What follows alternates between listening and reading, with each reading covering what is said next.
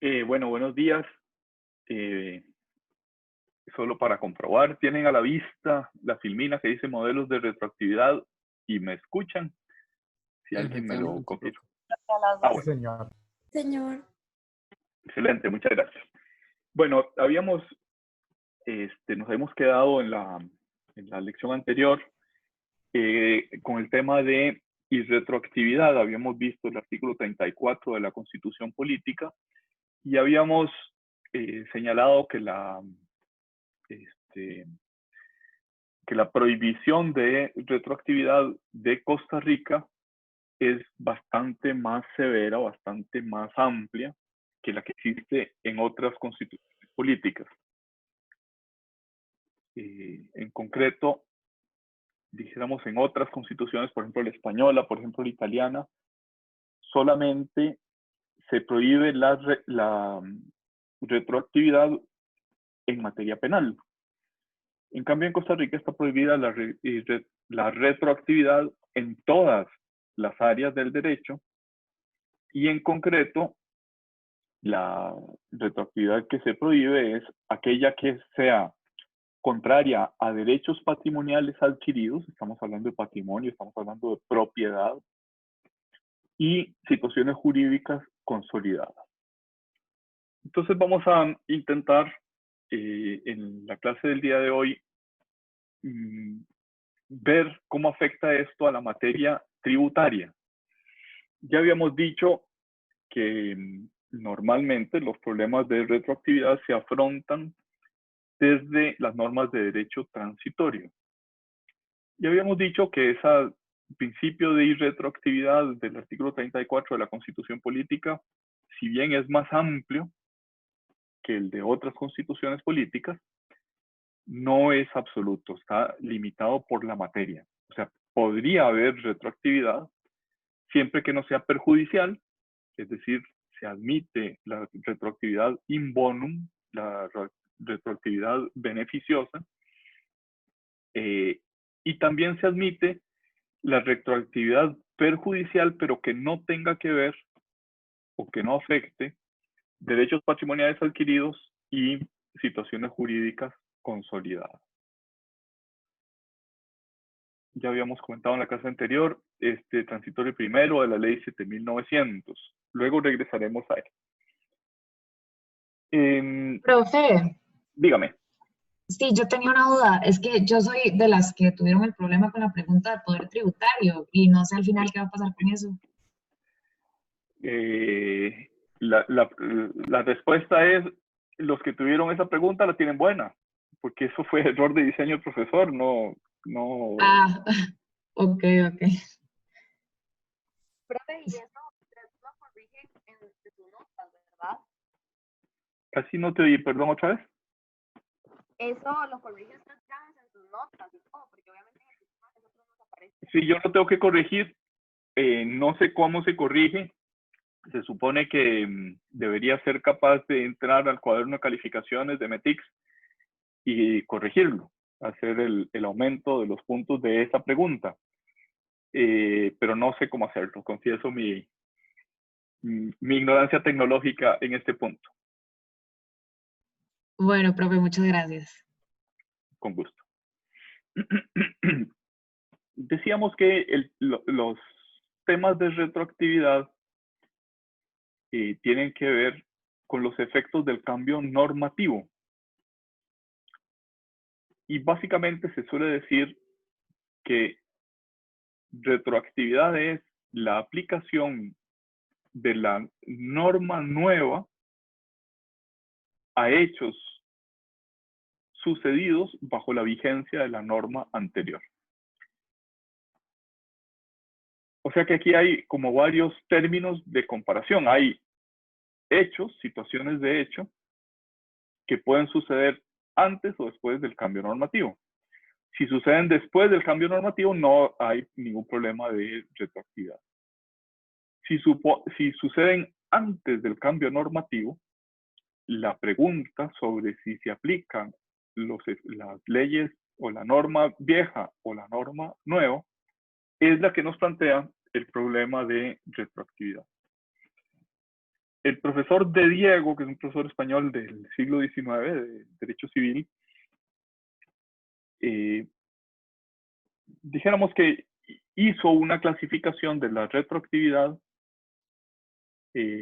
hablando de retroactividad de grado máximo, retroactividad de grado medio y retroactividad de grado mínimo. Con la retroactividad de grado medio se refería, perdón, de grado máximo se refería a aquellos hechos sucedidos bajo la vigencia de la ley anterior y a los efectos producidos bajo la ley anterior que no estuvieran pendientes de cumplimiento. Si la nueva ley se aplicara, se produciría una retroactividad de grado máximo, es decir, la más nociva, la más dañina, la que en teoría, en la teoría que estableció el profesor de Diego, digamos, sería inconstitucional por violación al principio de seguridad jurídica, a pesar de que, como ya dijimos, la Constitución española de aquel entonces, de final del siglo XIX, no la contemplaba, y la Constitución actual española, pues, como ya dijimos antes, tampoco la contempla como prohibida de manera general. Decíamos, pues, esa es la retroactividad de grado máximo. La retroactividad de grado medio, que el profesor de Diego llamaba impropia, consiste en que el hecho sucede bajo la ley anterior, hay efectos ya producidos bajo la ley anterior y efectos no producidos, pero que dependen del hecho, de la situación de hecho, que se producen bajo la nueva norma. Y el ejemplo básico o típico es, perdón, voy a corregir un momentito. Esta situación del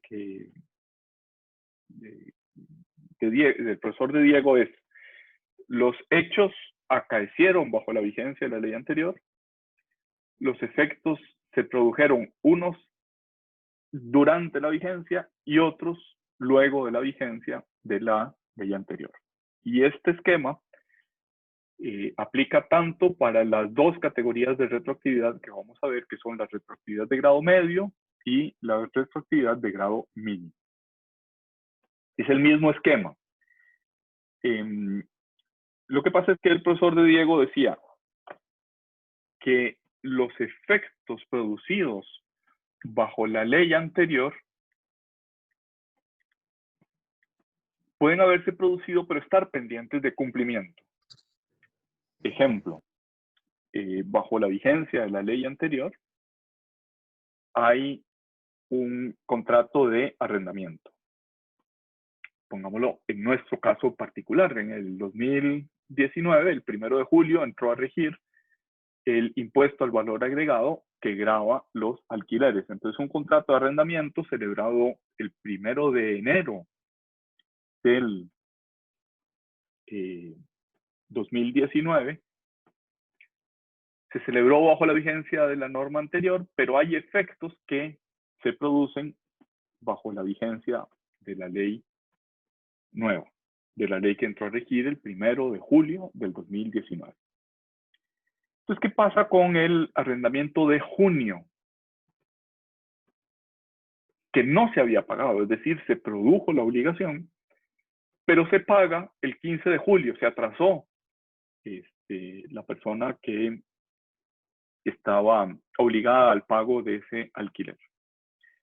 Pues bien, si la nueva norma se aplica a ese pago de junio, pero pagado el 15 de julio, si la nueva norma se aplica a ese pago que se hizo cuando ya estaba vigente la nueva norma, según de Diego, estamos en una retroactividad de grado medio. Estaba pendiente. Sin embargo, para de Diego, esa retroactividad sería también violatoria del principio de seguridad jurídica. Y se habla de grado mínimo o de no retroactividad o de retroactividad que no plantea conflictos, cuando a pesar de que el hecho se celebró o se constituyó con el contrato de alquiler en enero del 2019, los efectos posteriores, los efectos suceden bajo la vigencia de la nueva norma. Es decir, el alquiler de agosto, el alquiler de julio, empiezan a estar grabados con el impuesto al valor agregado, a pesar de que el contrato, a pesar de que la relación arrendataria se produjo en el mes de enero antes de la vigencia de esta ley. En general, la doctrina piensa que no hay retroactividad en la retroactividad de grado mínimo. En ese caso no hay ningún problema de constitucionalidad. Dijéramos, en términos de nuestro artículo 34 de la Constitución Política, la situación jurídica consolidada de arrendamiento no se puede decir que esté consolidada para los meses de los que aún no se ha gozado del uso del bien. No hay consolidación de los efectos jurídicos en el mes de julio. De tal manera que nuestros problemas de retroactividad casi siempre están resueltos en la retroactividad de grado máximo, en el cual se dice siempre está prohibida la retroactividad, y están resueltos en la retroactividad de grado mínimo, en los cuales se dice no hay problema de violación a la Constitución política. O sea, nuestros problemas se refieren a la retroactividad de grado medio, que algunos autores, especialmente españoles, llaman impropia. Retroactividad impropia. En Costa Rica, como nuestra prohibición de retroactividad es más amplia que la de los españoles, pues no parece que podamos hablar de una retroactividad impropia. Esta materia plantea algunos problemas. El primer problema es, ¿cuál es esa situación de hecho? O sea, ¿qué es lo que debe haber sucedido bajo la vigencia de la norma anterior para entender si estamos violando o no el artículo 34 de la Constitución Política? Entonces, una primera afirmación que hay que hacer es que las situaciones de hecho relevantes son las configuradoras de hechos generadores de la obligación tributaria. En el caso que veníamos diciendo, la situación jurídica relevante no es el contrato, es el uso del bien. El uso del bien en junio no generaba el impuesto al valor agregado. En julio y agosto y meses posteriores sí que generaba el impuesto al valor agregado. Entonces, retengamos, quizás esta es la frase más importante. Las situaciones jurídicas relevantes son las configuradoras de hechos generadores de la obligación tributaria.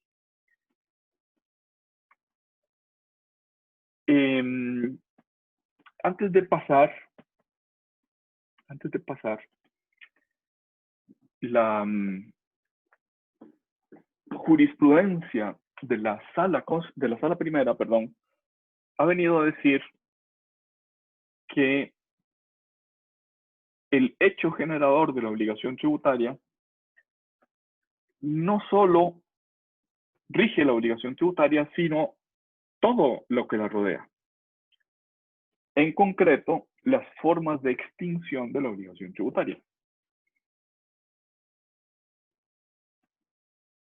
A mí me parece que eso quizás es un poquitito más allá de lo que dice nuestra Constitución Política y de lo que diría la doctrina. En concreto, ha dicho la sala primera,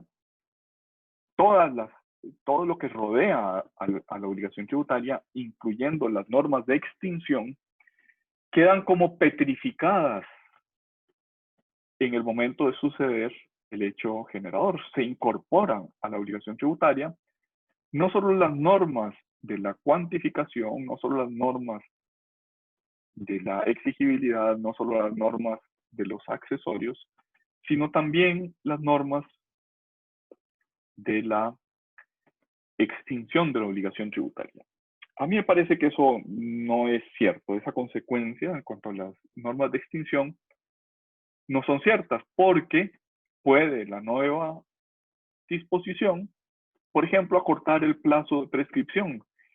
Y si lo acorta, pues sin duda que aplica para aquellos efectos en curso, es decir, que no estaban constituidos, que no eran situaciones jurídicas consolidadas, sino que estaban en curso de consolidación. Creo que es la tercera vez que digo que después regresaremos a este punto. Bien, antes habíamos dicho que en otras constituciones, como la italiana y la española, la retroactividad está limitada, muy limitada, casi siempre solo a materia penal. Por tanto, en los libros doctrinales, a diferencia de lo que sucede en Costa Rica, en un libro doctrinal español o italiano, probablemente nos encontraremos una frase como esa: la norma retroactiva podría en ciertos casos ser necesaria para alcanzar manifestaciones de riqueza precedentemente no consideradas. Eso en Costa Rica está prohibido por la Constitución. Esa afirmación de la doctrina no es aplicable en Costa Rica. Como una limitación a esa afirmación, la jurisprudencia italiana, es una jurisprudencia de principios de los años 60 del siglo pasado, dice que sería inconstitucional la retroactividad cuando el tributo hace incidir sobre una capacidad contributiva que ya no es actual, que ya no existe, o sea, que existió, pero que no es real, que no es actual. Pero noten que esa jurisprudencia de la Corte Constitucional italiana no deriva de una prohibición general de retroactividad, sino que deriva sobre el principio de capacidad económica. Ahora, el principio de capacidad económica exige que esa capacidad económica sea actual, que sea existente en el momento en el que incide el tributo.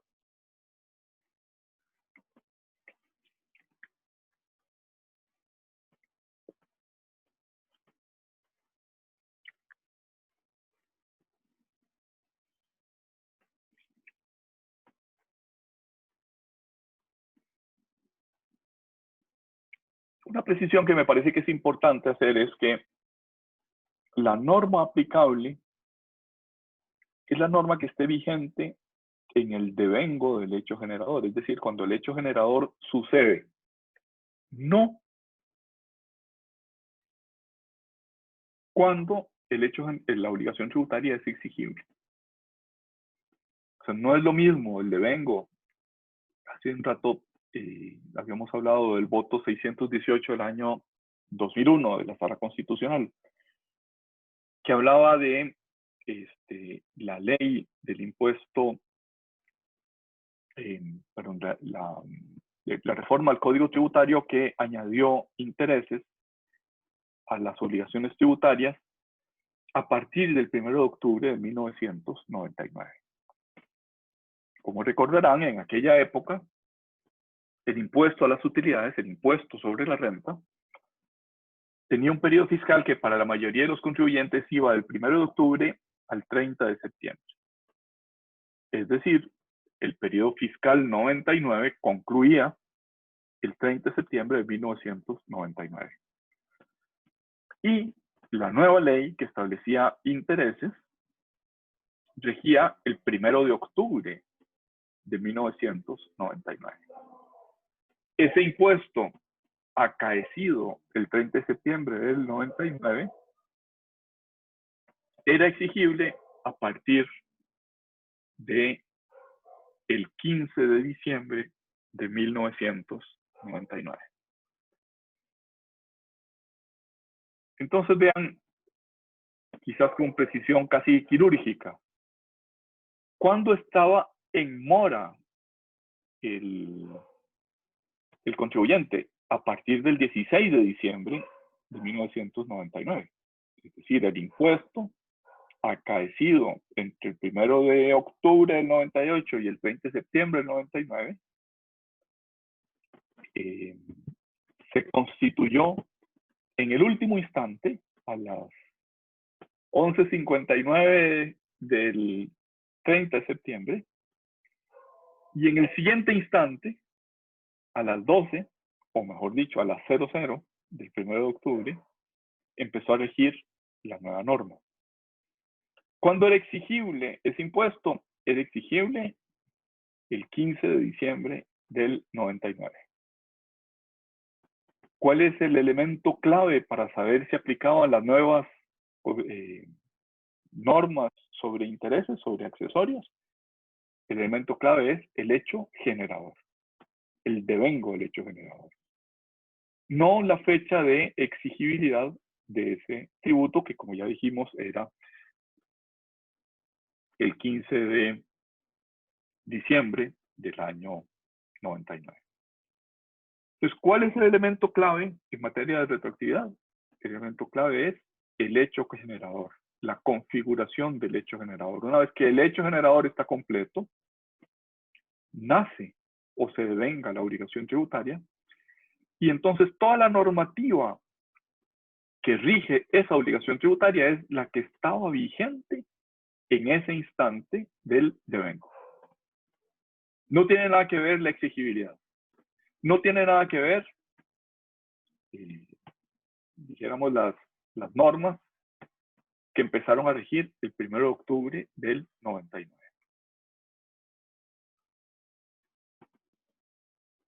Sin embargo, a pesar de lo que acabamos de decir, en Costa Rica suele admitirse una cierta retroactividad de grado medio cuando el cambio normativo se da a mitad del periodo fiscal.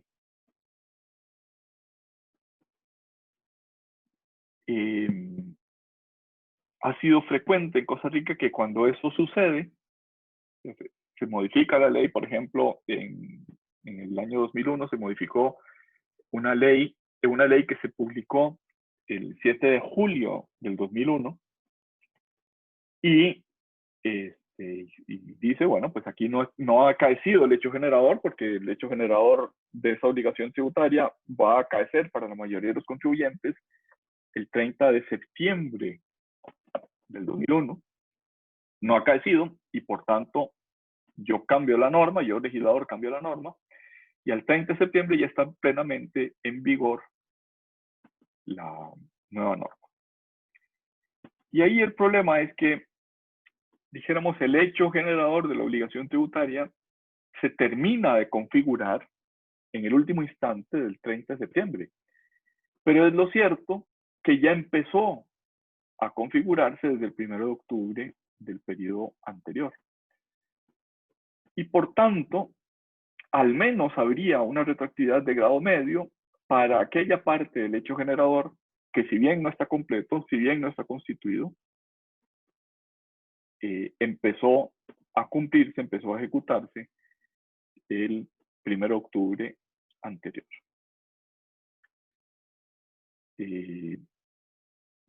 Si pensáramos que esa retroactividad es una retroactividad absoluta, estaría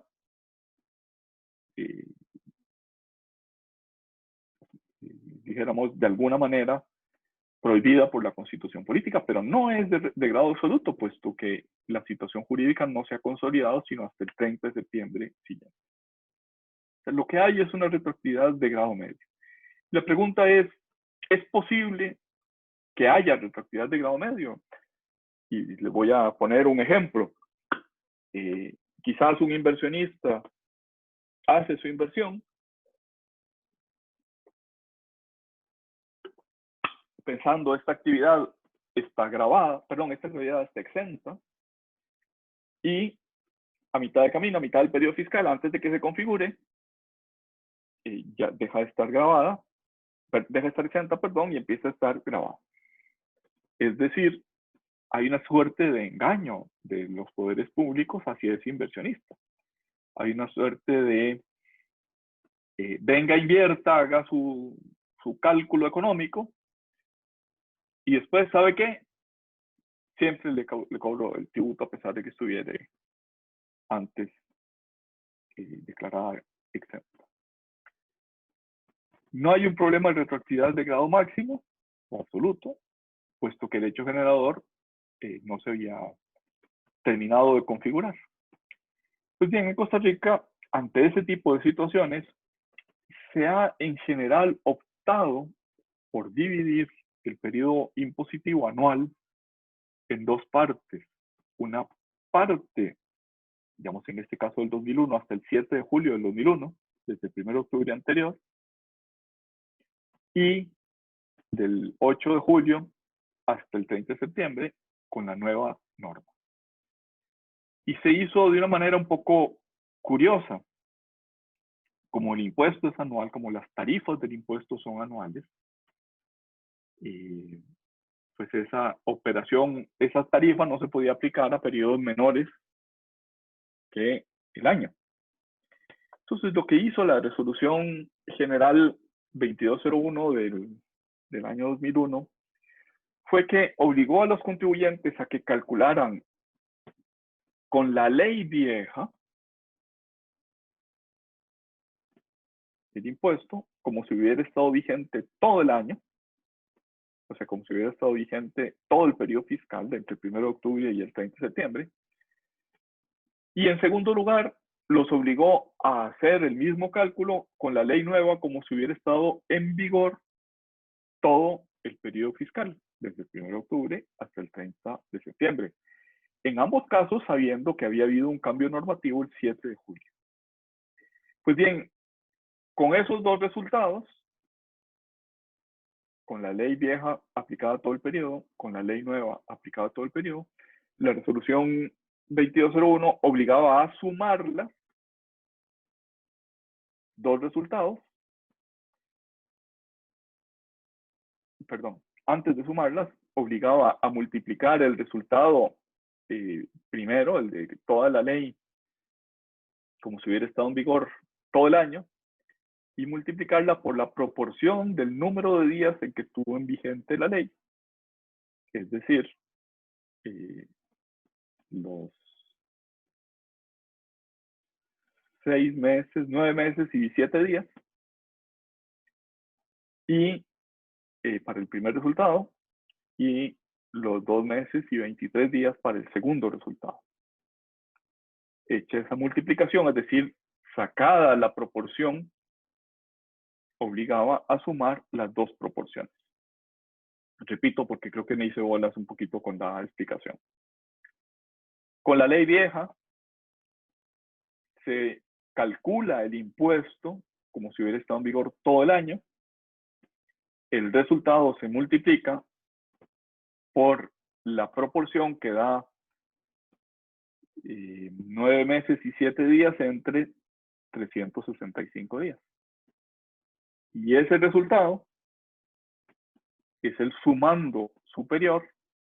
El sumando inferior se obtiene de multiplicar como si hubiera estado en vigor la ley todo el periodo fiscal con las nuevas normas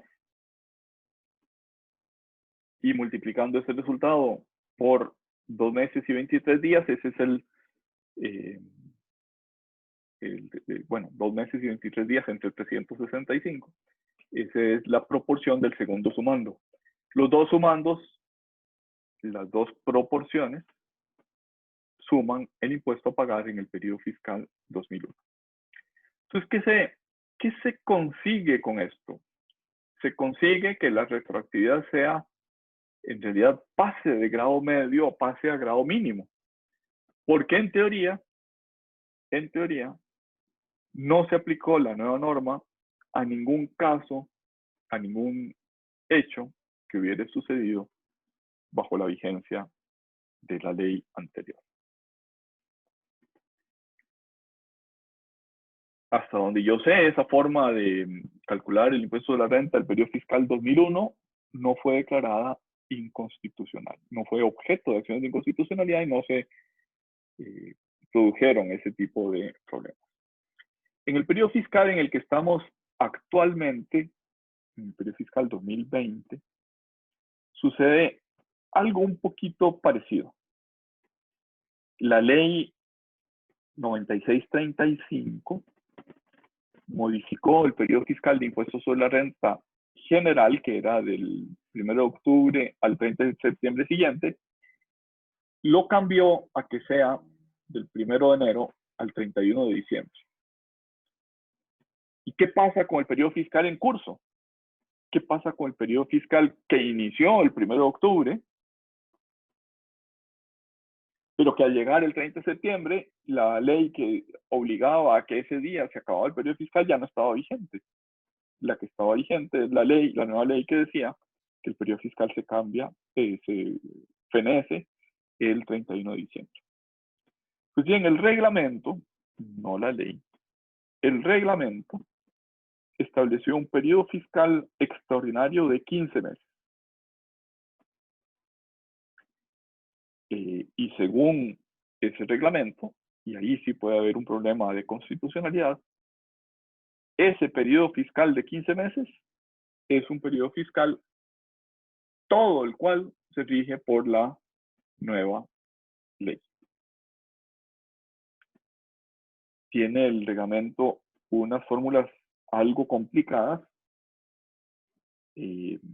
para calcular la tarifa. Como la tarifa es anual, la tarifa del impuesto sobre la renta es anual, si se aplica a un periodo, a una base o periodo fiscal que no es anual, sino que es de 15 meses, pues eso se distorsiona, se cambia las proporciones queridas por el legislador. Entonces hay una serie de cálculos que hay que hacer para reconducirlo.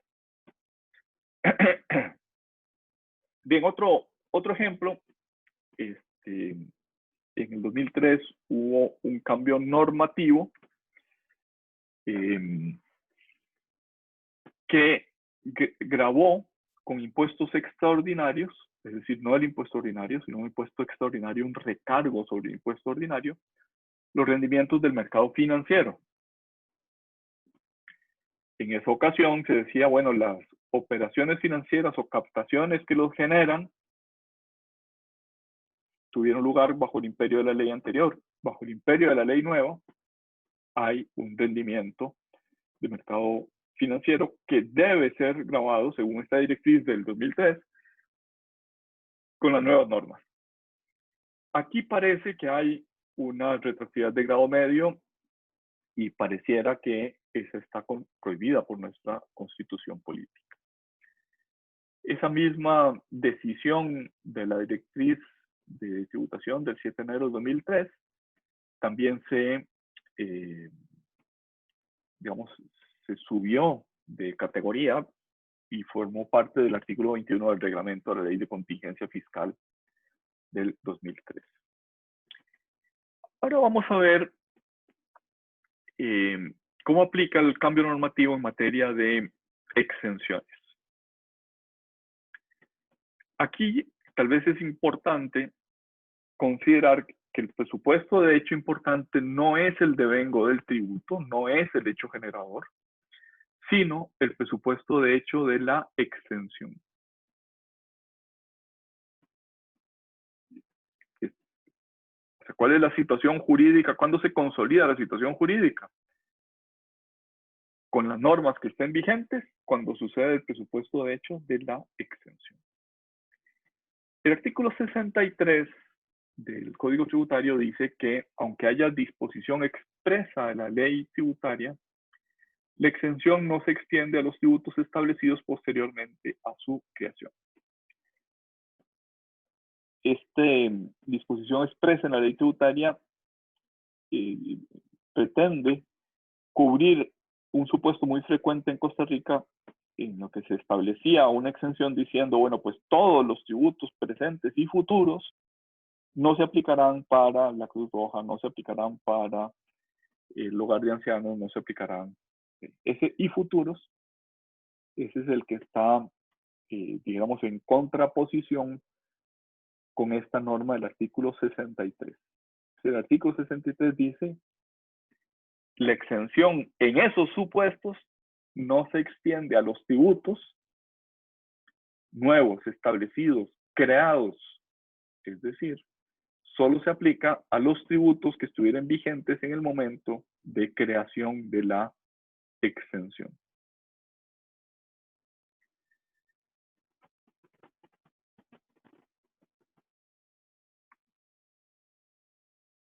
Antes de pasar a este punto, bueno, no, aquí está.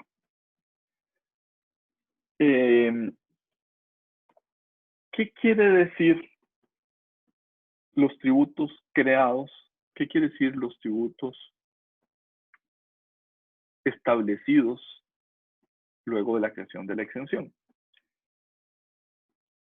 En este dictamen 282 del año 98 de la Procuraduría General de la República, se examinaba si era correcto o no que la ley de patentes de la Municipalidad de Belén se aplicara a Intel.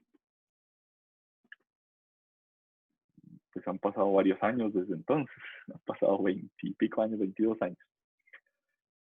En el año 98, el gobierno hizo el que quizás fue el mayor logro de su gestión, que es traer a Intel a Costa Rica. La importancia de esa empresa era realmente magnífica, incluso en las cuentas nacionales, tanto que se hablaba del Producto Interno Bruto de Costa Rica con y sin Intel. Porque Intel en muy poquito tiempo empezó a hacer, ya no me acuerdo las cifras exactas, pero dijéramos el 16 o 17% del Producto Interno Bruto. Entonces, si se consideraba el Producto Interno Bruto de Costa Rica con Intel, el análisis podía ser falseado si no se consideraba sin Intel. Imagínense la importancia de esa empresa en Costa Rica en aquellos años. Pues bien, la ley de zonas francas, del régimen de zonas francas al cual se acogió Intel, la exoneraba de varios impuestos, del impuesto de la renta, del impuesto a las importaciones y del impuesto de patentes municipales.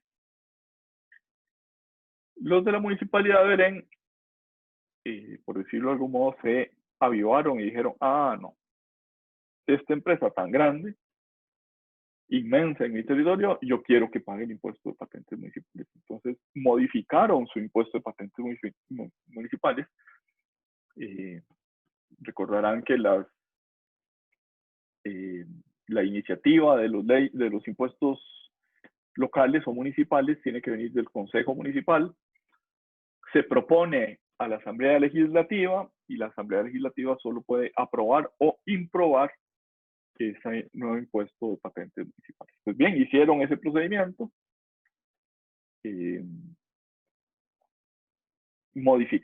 derogaron la ley vieja, crearon una nueva ley de impuestos de patentes municipales y luego fueron donde Intel a decirle, ¿sabe qué? Págueme el impuesto de patentes municipales. Pues bien, ese dictamen de la Procuraduría dijo que el impuesto para que se aplique esa norma del artículo 63 tiene que ser sustancialmente diferente. O sea, el impuesto viejo y el impuesto nuevo de la ley de patentes municipales de Belén era idéntico, era la misma tasa, eran los mismos hechos generadores, era básicamente lo mismo. No había ningún hecho sustancial que cambiar. O sea que no basta el cambio normativo formal, sino que se necesita un cambio normativo sustancial para que la nueva ley aplique para que ese artículo 63 se ponga en acta. Algo parecido sucedió con la ley 9635 de impuestos, que creó el impuesto al valor agregado. Se produjo toda una discusión sobre si las viejas leyes, que eran una multitud de leyes que establecían exenciones del impuesto general sobre las ventas, permanecían en vigor, es decir, la exención permanecía, o la ley quedaba derogada, la exención quedaba derogada, con la nueva ley de impuesto al valor agregado establecida en la ley 9635.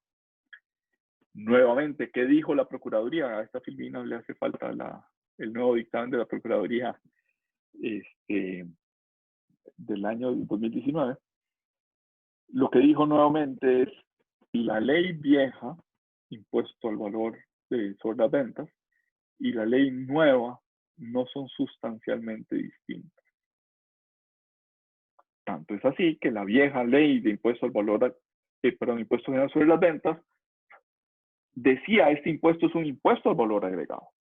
Es el mismo tributo, es la misma tarifa, tienen el mismo periodo. Es cierto que se ampliaron algunos supuestos, sobre todo en materia de servicios, pero las exenciones establecidas por leyes anteriores no quedaron derogadas por incompatibilidad. No se aplica el artículo 63 del Código de Normas y Procedimientos Tributarios. Es un caso problemático el que tiene que ver con los contratos de incentivo. Aquí lo que ha dicho la Sala Constitucional es que se da una especie de fenómeno de ultraactividad. En ese voto 2381 del 96, si había un contrato de incentivos, es decir, si estos contratos los de este caso en concreto se referían a la ley de incentivos turísticos, por el cual quien iba a hacer una inversión turística hacía un contrato con el Estado.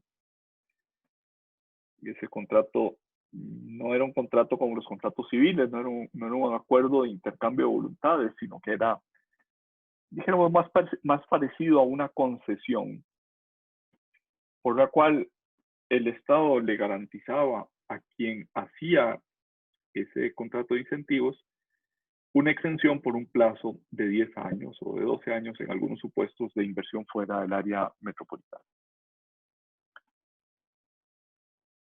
Por tanto, aunque esos contratos de incentivos fueron derogados en el año 95,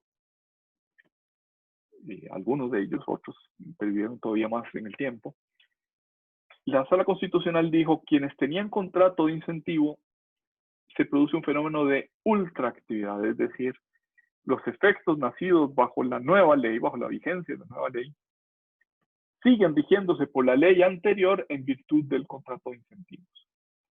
Sería una violación al principio de seguridad jurídica que quien hubiera hecho una inversión, y una inversión, digamos, de cierta magnitud, que le aseguraba al Estado costarricense el cumplimiento de las normas de la ley de incentivos turísticos, sería una especie de violación a la confianza legítima el que la Asamblea Legislativa cambiara esas exenciones cuando el contrato les había garantizado un plazo.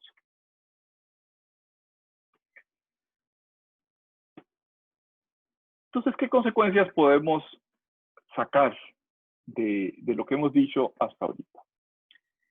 La primera, las normas de incentivos, las normas de exenciones,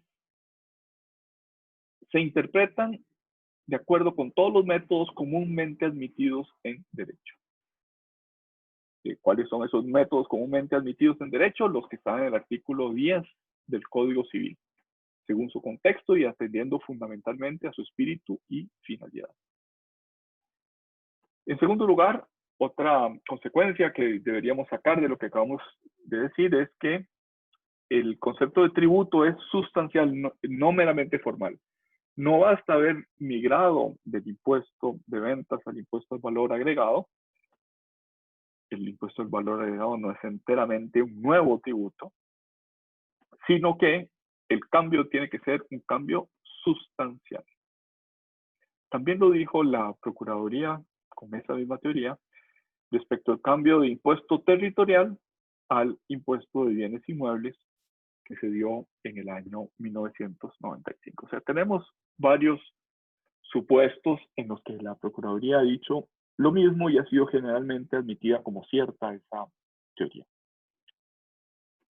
En el 95 con impuesto territorial y su paso al impuesto de bienes inmuebles. En el 98 con el impuesto de patentes municipales referido en concreto a la Municipalidad de Belén.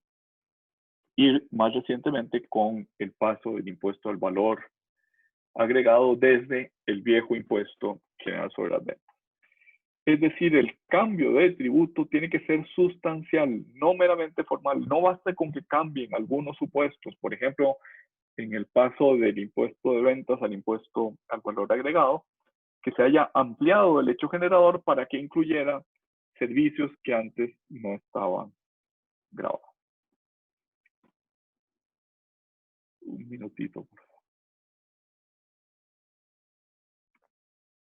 Disculpas, es que iba a estornudar. Bien, ¿qué pasa cuando hay un aumento en el periodo de prescripción? En el año 99, venimos hablando ya de esta ley 7.900, cambió el plazo de prescripción de 3 a 4 años. Es decir, una obligación tributaria que ya se había iniciado el curso de prescripción bajo la ley anterior que establecía 3, pero que no se había consumado esa prescripción cuando se produjo el cambio normativo que aumentó de 3 a 4 años, podría ser lesiva si se le aplica la nueva norma. ¿Por qué? Por violación a una situación jurídica consolidada. ¿Qué dijo la sala primera?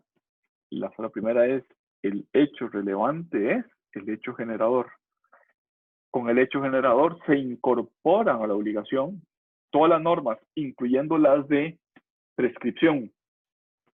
Es decir, si cuando sucedió el hecho generador estaba en vigencia el plazo de 3 años, ese plazo, aunque haya sido modificado por ley posterior, es el que rige para esa obligación nacida bajo la vigencia de la norma anterior. Si sucede al revés, es decir, si la norma cambió disminuyendo el principio, disminuyendo el plazo de prescripción, no tenemos un problema de irretroactividad, puesto que la nueva norma no es perjudicial, no es en perjuicio de situaciones jurídicas consolidadas, sino es en beneficio de aquel que se regía por esa nueva disposición. Por tanto, la disminución del plazo de prescripción sí puede aplicar inmediatamente.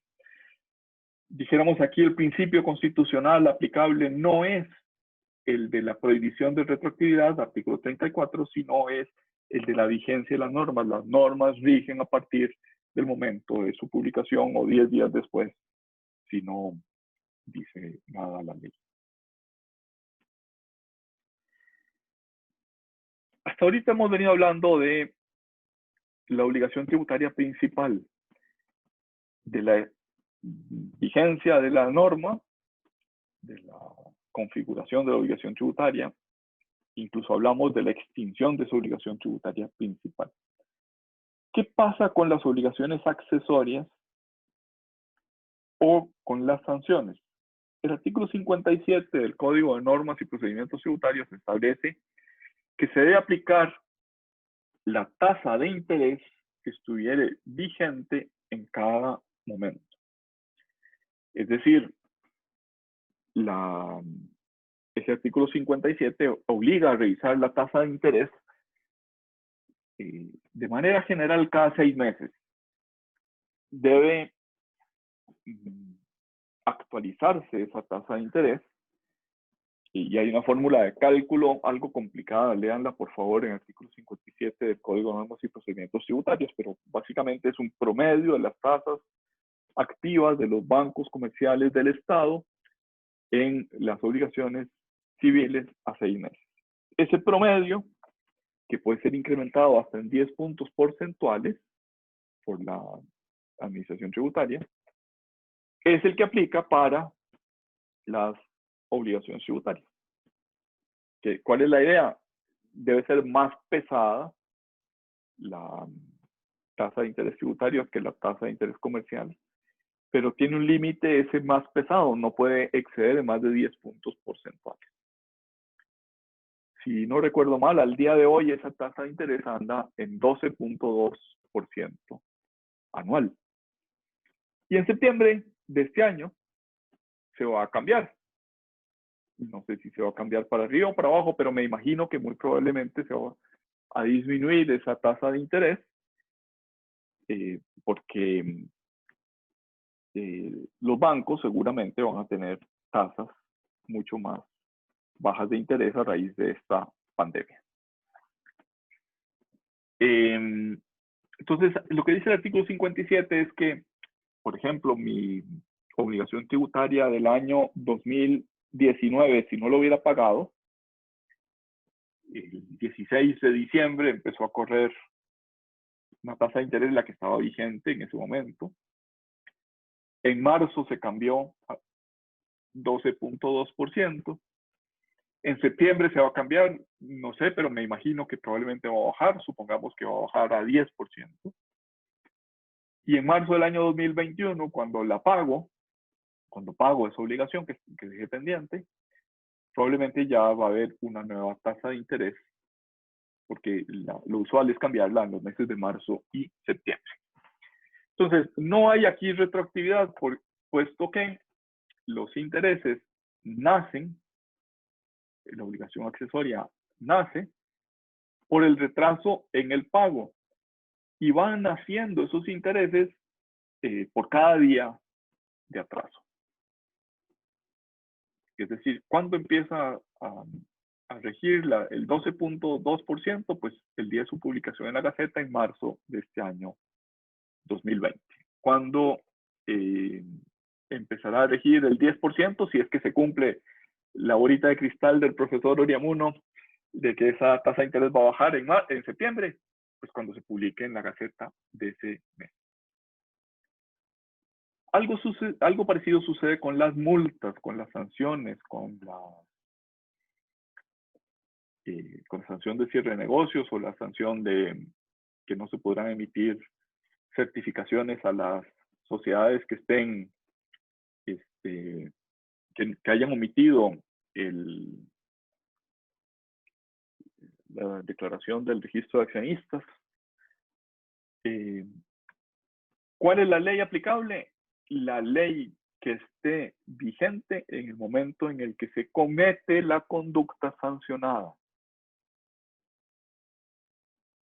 El hecho relevante en materia de sanciones no es el hecho generador de la obligación tributaria, es la conducta sancionada. ¿Cuándo se cometió esa conducta sancionada?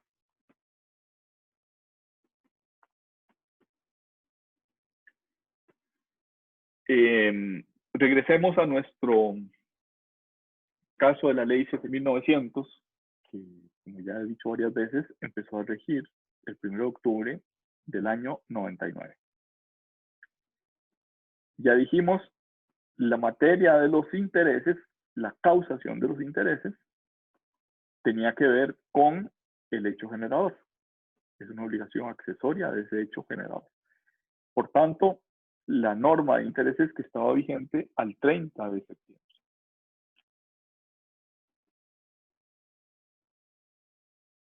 En cambio, la conducta, declaración inexacta, que esa misma ley 7900 introdujo en el ordenamiento jurídico,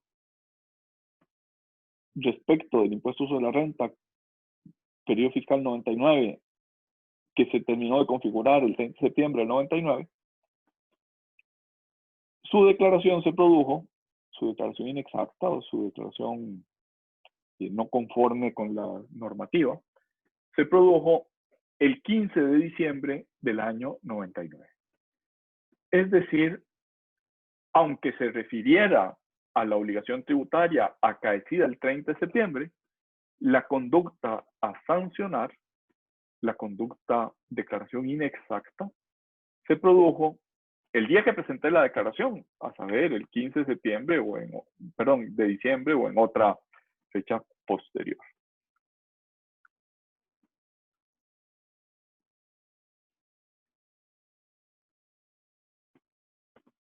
Esa directriz 07 del 2001 entendió que las reformas en la ley 7.900 en materia de intereses y de sanciones aplicaban para el periodo fiscal 99. Por el razonamiento que les dije con la filmina anterior, fue dejada sin efecto con la directriz 1 del 2006.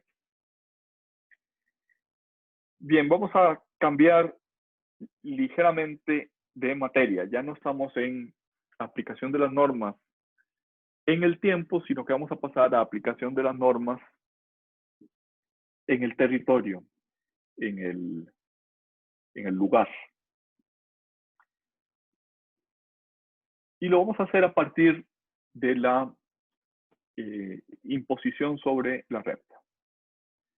Existen básicamente dos criterios en las legislaciones de impuestos sobre la renta en el mundo, que son el criterio de territorialidad y el criterio de residencia. El criterio de territorialidad, que es el criterio que aplica en Costa Rica, implica que no están sujetas al impuesto costarricense las rentas que se generan fuera del territorio costarricense. Por ejemplo, si yo tuviera un apartamento en Miami y lo alquilo por estos sistemas de Airbnb o alguno de esos, la renta que obtenga de ese apartamento fuera del territorio costarricense no está gravado con el impuesto en Costa Rica. La ley del impuesto sobre la renta costarricense es muy explícita al decir que solo están gravados las rentas o beneficios producidos por bienes situados, capitales invertidos o servicios prestados en Costa Rica. Entonces, ¿cuál es el criterio que aplica en Costa Rica sobre la sujeción de las normas al poder tributario costarricense? Es el criterio de territorialidad. Otros países, por ejemplo los estadounidenses, por ejemplo los franceses, varios de la Unión Europea, no aplican el criterio de territorialidad, sino que aplican el criterio de residencia, que implica que los residentes en Estados Unidos pagan impuestos sobre las rentas obtenidas o sobre los beneficios obtenidos de cualquier lugar del mundo. Es decir, si un costarricense es residente en Estados Unidos y tiene un apartamento en Costa Rica que lo alquila, la renta de ese alquiler, el beneficio de ese apartamento, es gravable en Estados Unidos. Evidentemente, esos dos criterios generan un conflicto, un choque, una doble imposición. Porque de acuerdo con el criterio de territorialidad, las rentas de ese apartamento en Costa Rica son gravables en Costa Rica, y de acuerdo con el criterio de residencia, las rentas de ese mismo apartamento en Costa Rica son gravables en Estados Unidos. Ese fenómeno de la doble imposición es un fenómeno que se considera perjudicial. No está prohibida la doble imposición en Costa Rica. De nuestro entorno hay constituciones, por ejemplo la guatemalteca, que prohíben la doble imposición. En Costa Rica no solo la Constitución es omisa respecto a la doble imposición, sino que en general prácticamente no hay normas, hay pocas normas para evitar la doble imposición. La doble imposición internacional, porque la doble imposición podría ser también a lo interno de un país, pero no estamos en ese supuesto, no estamos comentando ese supuesto ahora, estamos hablando de doble imposición internacional. Se evita por dos formas. La primera de esas formas es mediante normas internas. En el caso de Estados Unidos, la ley del impuesto sobre la renta de Estados Unidos le concede al contribuyente un crédito por el impuesto pagado, regresando a nuestro ejemplo, por el impuesto pagado en Costa Rica por el alquiler de ese impuesto. Es decir, supongamos que el alquiler en Costa Rica le generó una renta que estaba grabada al 20%. Y en Estados Unidos, la tarifa aplicable para ese costarricense que vive en Estados Unidos es del 30%. Pues bien, la ley estadounidense le concede un crédito por el impuesto pagado en Costa Rica. Es como si lo hubiera pagado a la administración tributaria estadounidense lo que pagó a la administración tributaria costarricense.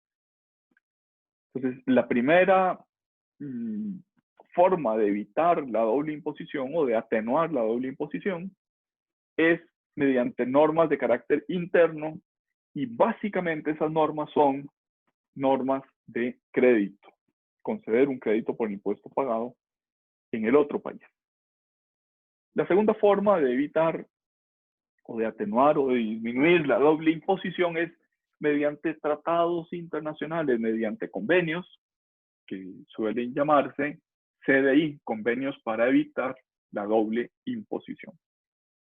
O vulgarmente, convenios de doble imposición, cuya finalidad es evitar la doble imposición. Y esos tratados internacionales, dijéramos que tienen dos juegos de respuesta frente a ese doble imposición internacional. Una respuesta, la menos usual, es decir cuál de las dos poderes tributarios es el competente. Es decir, uno declina su competencia a pesar de la ley en favor del otro. Como digo, ese supuesto prácticamente no existe. Prácticamente existe solamente en los libros de texto.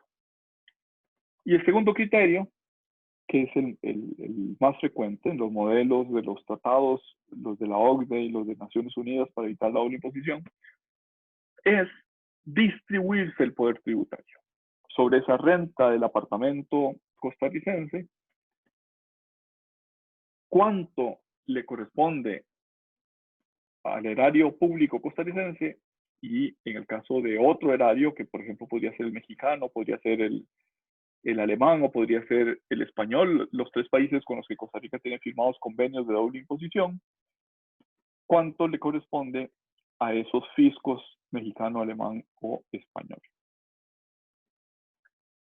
Es decir, esos convenios para evitar la doble imposición, en lugar de gravar con el 20 en Costa Rica y con el 30 en España, dicen Costa Rica grabará con el 10 y España grabará con el 10. Si el residente español tiene un apartamento en Costa Rica.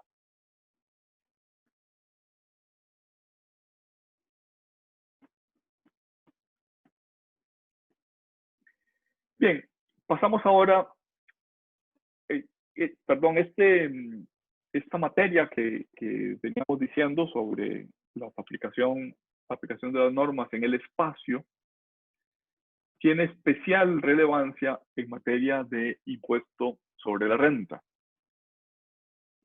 En otros impuestos, por ejemplo, el impuesto al valor agregado, es bastante universalmente admitido que se rige por el territorio donde tiene lugar el hecho generador. Dicho en otras palabras, Costa Rica no podría gravar con impuesto al valor agregado una compraventa sucedida en Nicaragua. Tampoco podría gravar Estados Unidos con su impuesto estatal de ventas, ya que tiene algunas similitudes con nuestro impuesto al valor agregado.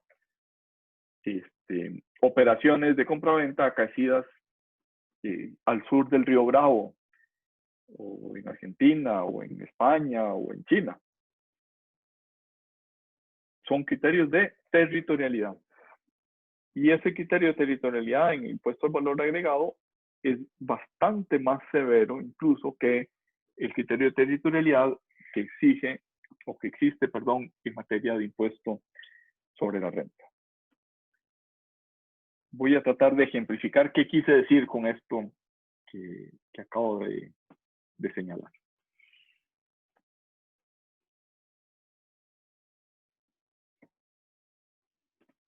José María está sujeto al impuesto sobre la renta costarricense.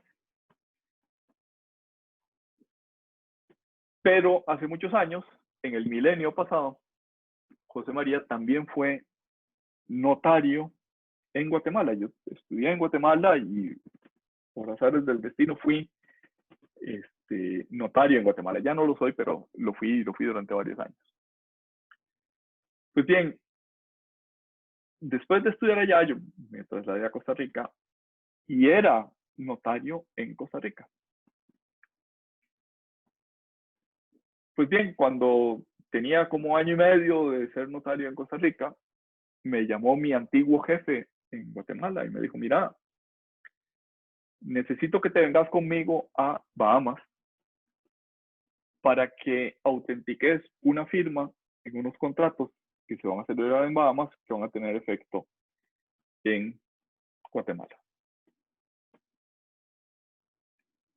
Pregunta, ¿qué opinan ustedes? Se vale abrir los micrófonos para responder. José María obviamente se fue encantado a Bahamas, aparte de que no conocía, pues ir a hacer tan poca cosa como autenticar una firma, me pareció muy atractivo. Esa auténtica de firma que yo hice en Bahamas y por la que cobré, ya no me acuerdo cuánto, creo que cobré prácticamente nada. Pero digamos, a ver, cobré $100 por autenticar esas firmas, supongamos. ¿Eso era grabable en Costa Rica o no era grabable en Costa Rica? Siendo que yo estaba domiciliado en Costa Rica y que estaba dando fe de unas firmas de un contrato en Bahamas. ¿Qué opinan ustedes? ¿Quién se anima a comentar? Que no, porque no sigue el criterio de territorialidad, no iban a tener efectos aquí esos contratos ni tampoco fueron autenticados en Costa Rica. Ok. De esas tres características, ¿cuál es la relevante?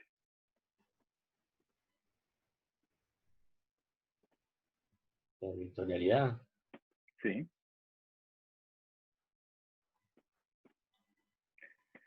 Te voy a poner el ejemplo.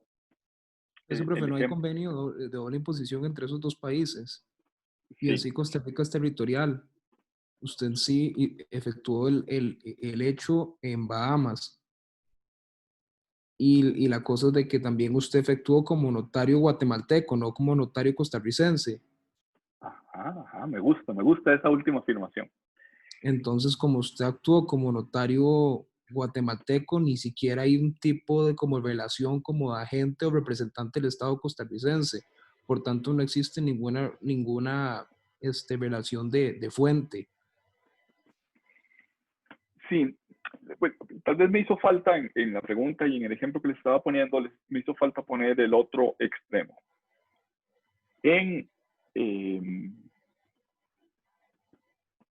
No me acuerdo en qué año, pero creo que fue en el año 2005, no, realmente no lo sé. Se vendió el banco Banex, se vendió y creo que es el que ahora es el de Scotiabank, me parece. Si no son esos dos, es otro banco multinacional el que compró un banco costarricense. Pues bien, los compradores, que eran internacionales, dijeron, esa escritura se va a hacer en Miami. Venga el notario a Miami, tráigase su protocolo costarricense y hace la escritura en Miami, vendiendo ese banco. Como se imaginarán, la escritura de la venta de un banco, pues era quizás los mayores honorarios que iba a ganar ese notario. Yo no diría en ese año, quizás en toda su vida, fue la escritura más que le generó mayores réditos en todo su ejercicio profesional. Entonces este notario se monta en el avión, se lleva su protocolo, hace la escritura en Miami, se firma en Miami y le pagan unos honorarios también en Miami. Ya que estaba allá, le dieron, yo no tengo ni la menor idea porque no fui yo el notario autenticante ni lo conozco, pero supongamos que fue que le pagaron, no sé, $50,000, $100,000 por esa escritura. No tengo, repito, la menor idea de cuánto le pagaron. Esos $100,000 que le pagaron a ese notario son grabables en Costa Rica, son grabables en Estados Unidos. ¿Qué opinas? Con su protocolo tico, ¿fue que fue? Sí, con su protocolo tico. Es que, profe, aquí Costa Rica todavía es un país territorial, entonces en sí Costa Rica por ese aspecto no podría. Sin embargo, deja todavía la duda de que como son protocolo tico, como que la mitad del trabajo se efectúa aquí en Costa Rica y la mitad se efectúa allá. O sea, que allá únicamente lo que fue a ejecutar lo que ya había realizado en Costa Rica. Pero volvemos al punto, como no hay convenio internacional entre Costa Rica y Estados Unidos de doble imposición, está difícil. Pero Sí, no, si sí, el banco estaba, si el banco estaba en, o sea, había un banco aquí, obviamente, un banco Banex en Costa Rica, una sucursal. sí, sí. No, no es la sucursal, no un banco tico, un banco constituido en Costa Rica. De Pero ahí ahí, está hablando de Banex, está hablando como la venta de Interfin. Me parece que en este caso era del banco. Es probable que hubiera más accesorios, que fuera todo el conglomerado financiero. Yo de lo que me acuerdo es de la venta del banco. La administración tributaria sacó en aquella fecha, no solo con ocasión de este ejemplo, sino con otros supuestos, lo que ha dado es llamarse teoría de la estructura económica. Y esa teoría, digamos, obviamente no es que la administración tributaria se la sacó de la manga, sino que es una teoría que existe en los libros, que dice que a los efectos de la territorialidad, lo que interesa es la estructura económica que produjo la renta, no el lugar donde accidentalmente tenga lugar la obtención de la renta. Dicho en otras palabras, el notario que se desplazó a Miami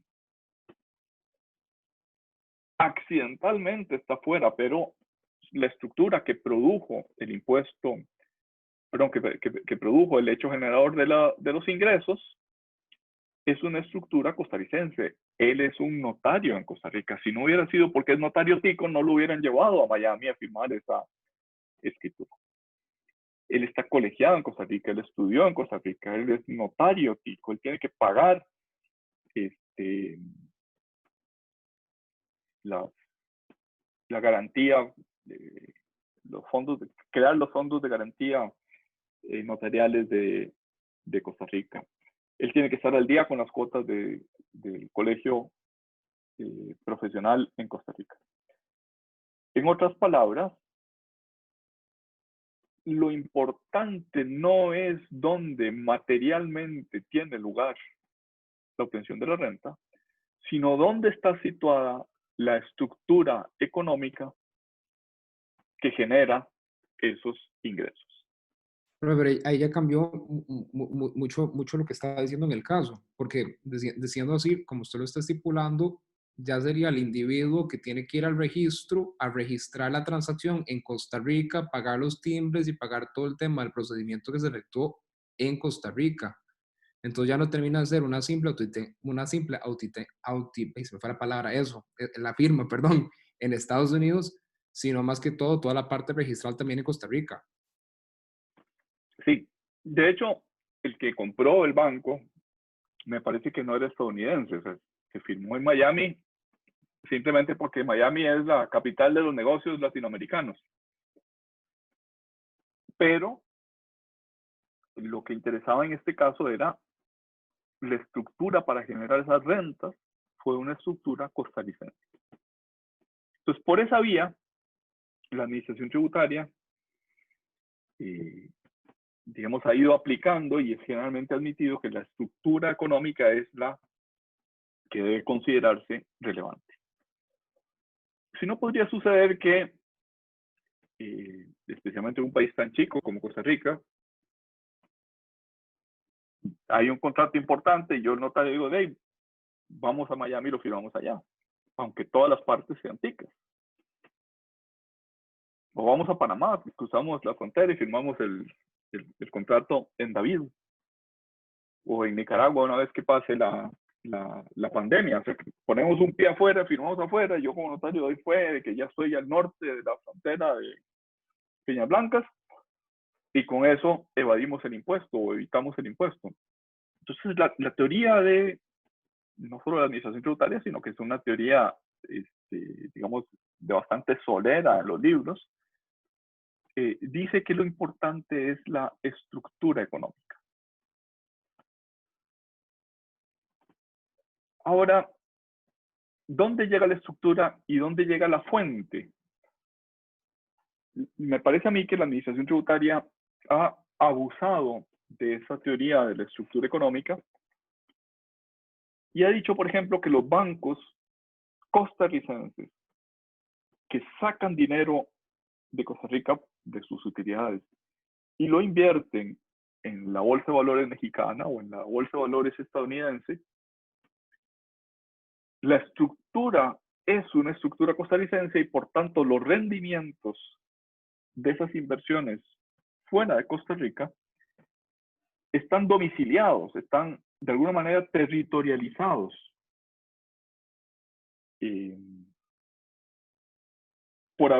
Por provenir de fondos que inicialmente se generaron en Costa Rica. Comparemos esto con el artículo 1 de la Ley del Impuesto sobre la Renta. Solo están grabados los beneficios o rendimientos provenientes de bienes situados, capitales invertidos y servicios prestados en el territorio costarricense. En el caso del notario, es obvio que el servicio se prestó en Miami, pero en realidad, en su estructura económica se prestó en Costa Rica, porque ese notario es notario en Costa Rica, y los efectos van a ser un banco costarricense, de someterse a esa escritura a la aprobación de la Superintendencia General de Entidades Financieras de Costa Rica, no las estadounidenses, etcétera, etcétera. Pero en el caso de las inversiones de los bancos costarricenses en el exterior, pareciera que esa interpretación de la estructura económica va contra el texto literal del artículo 1 de la Ley del Impuesto sobre la Renta, que habla de capitales invertidos en el territorio costarricense. Y cabalmente lo que estamos diciendo, no es un capital invertido en Costa Rica, sino es un capital invertido en la Bolsa de Nueva York, en la Bolsa de México. Esa teoría de la estructura económica me parece que aplica bien para el caso del notario, pero aplica muy mal para esas inversiones fuera de Costa Rica. Lo mismo podríamos decir, la Dos Pinos abrió una sucursal, una subsidiaria en Guatemala. De acuerdo con esa teoría ampliada de la estructura económica, los ingresos guatemaltecos de la Dos Pinos deberían estar grabados en Costa Rica, y eso pareciera que choca contra el texto literal del artículo 1 de la Ley del Impuesto sobre la Renta. Sí, profe, punto, sí. De hecho, le quería preguntar eso, que Grupo Nación y la Dos Pinos sí tienen inversiones fuera de Costa Rica. ¿Quién le pagan ellos? Pues según mi opinión, deberían pagar en cada uno de los países donde tienen ingresos. Es decir, la Dos Pinos debería pagar en Guatemala el impuesto sobre la renta por los ingresos que obtenga en Guatemala. Y en Costa Rica por los ingresos que obtenga en Costa Rica. O sea, eso es lo que quiere decir el principio de territorialidad. De hecho, esa teoría ampliada, esa teoría excesiva de la estructura económica, está siendo cuestionada su constitucionalidad en una... Esto es de rabiosa actualidad. El plazo para coadyuvancias venció el jueves pasado. Es decir, se acaba de someter, o mejor dicho, acaba de ser admitida para trámite la acción de constitucionalidad contra esa teoría, contra esa interpretación de la estructura económica de la administración tributaria, que además ha sido avalada en 2 ocasiones por la Sala Primera de la Corte Suprema de Justicia. Es decir, la acción de inconstitucionalidad se dirige contra la interpretación de la sala primera en al menos 2 casos. Ustedes recordarán que para que una interpretación judicial sea objeto de inconstitucionalidad, se necesita que al menos haya 2 casos que la hayan establecido. Pues bien, eso que no está en la norma, no está en el artículo 1 de la ley del impuesto sobre la renta, está solo en la interpretación de la sala primera, bueno, de la administración tributaria y de la sala primera, está siendo objeto de una acción de inconstitucionalidad.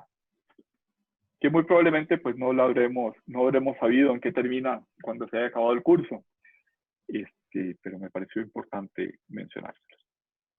Profe, disculpe que me desvío un poco el tema. ¿A quién le pagó Sí. los impuestos de su viaje a Bahamas? ¿Querés la verdad o querés una explicación atenuada? La verdad, a nadie. La verdad, a nadie.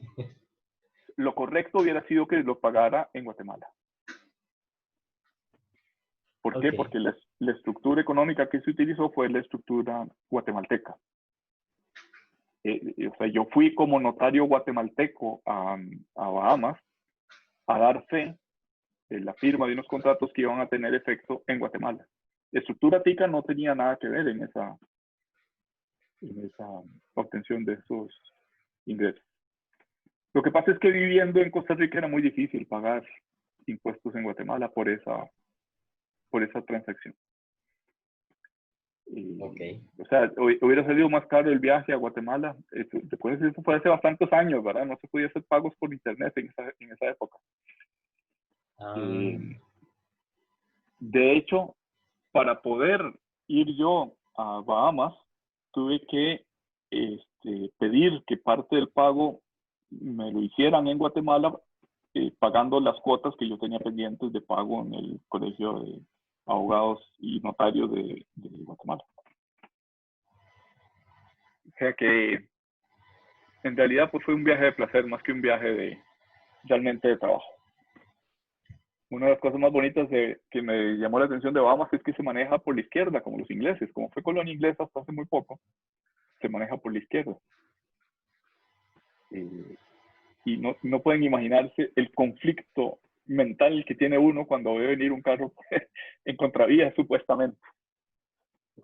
Yo iba en el taxi del aeropuerto al hotel y iba metiendo inconscientemente el freno en el lado del acompañante. Bien. ¿Cómo se interpretan y cómo se integran las normas tributarias? Ya dijimos que el artículo 6 del Código de Normas y Procedimientos Tributarios dice que las normas tributarias se deben interpretar con arreglo a todos los métodos admitidos en el derecho común. Esta afirmación del Código Tributario contradice una teoría que estuvo en vigor durante muchos años, propia del derecho romano, que decía que las normas tributarias se interpretan pro fiscum, a favor del fisco. Y también había otra teoría propia de, digamos, la época liberal, que decía no, lo contrario, los tributos se interpretan, las normas tributarias se interpretan pro contribuyente. Lo que viene a decir este artículo 6 del Código de Normas y Procedimientos Tributarios es que no se interpretan ni a favor ni en contra del fisco o del contribuyente, se interpretan de acuerdo con los métodos de interpretación que están en el derecho común, que en Costa Rica el derecho común son las normas que están en el artículo 10 del Código de Normas y Procedimientos Tributarios. Incluyendo las exenciones, no solo las normas que crean tributos, sino también las normas que crean exenciones. Este artículo 10 del Código Civil dice que las normas se interpretarán según el sentido propio de las palabras. El sentido propio de las palabras es la interpretación literal. En relación con el contexto, o sea, el significado literal de las normas, pero entendiendo el contexto puede contradecir. Los antecedentes históricos y legislativos, que es la interpretación histórica, y la realidad social del tiempo en el que han de ser aplicadas. Puede ir evolucionando con el tiempo por el cambio de realidad social, puede ir evolucionando la interpretación atendiendo fundamentalmente al espíritu y a la finalidad. Tal vez de este artículo 10 me interesa señalar, pues sin perjuicio de que existen otros métodos interpretativos, me interesa señalar los dos pilares que son el primero y el último. La interpretación literal, en principio, una norma tributaria no se puede interpretar contra el sentido propio de las palabras, ¿no? La interpretación no puede contradecir el texto de la norma. Y el otro pilar que es la finalidad del espíritu, la finalidad con la que fueron estatuidas. Estamos llegando ya casi al final de la clase. Voy a poner un ejemplo de lo que quiero decir. Aunque la Constitución política dice que la mujer del costarricense, la esposa del costarricense, tiene derecho a la nacionalidad de su marido, la jurisprudencia de la Sala Constitucional ha dicho que, este es el texto literal, la esposa tiene derecho a la nacionalidad del cónyuge varón. Sin embargo, la Sala Constitucional ha dicho que esa misma norma aplica cuando es al revés. El esposo de la mujer costarricense tiene derecho a la nacionalidad de su esposa, de su cónyuge. Durante muchos años se decía que el Parlamento inglés puede hacer cualquier cosa excepto cambiar el sexo, de un súbdito inglés. Pues bien, cuando salió esa jurisprudencia que les comento, se decía, bueno, lo que no puede el Parlamento inglés sí pudo hacerlo la Sala Constitucional, poder cambiar el género de los costarricenses contra el texto literal de la norma. Ahora, para pasar a una interpretación que no sea la literal, o sea, el primer paso es siempre la interpretación literal. Para exceder de la interpretación literal, tiene que haber algún motivo que me diga que esa interpretación literal es insuficiente. Tiene que haber algún motivo para entender que el sentido propio de las palabras quizás se queda restrictivo respecto a la intención del legislador o respecto a la finalidad perseguida por el legislador cuando estatuyó la norma. Lo vamos a dejar por ahí. Tal vez denle baraje en este artículo 10 del Código Civil que nos servirá para lo que viene a continuación, las normas especiales de interpretación. Estas son las generales, pero en materia tributaria, junto a las generales, existen unas normas especiales o propias del campo tributario para interpretar las normas tributarias.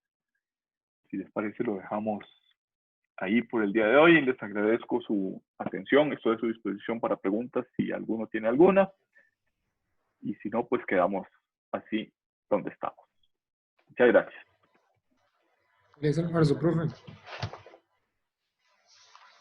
Gracias a ustedes. Buen provecho.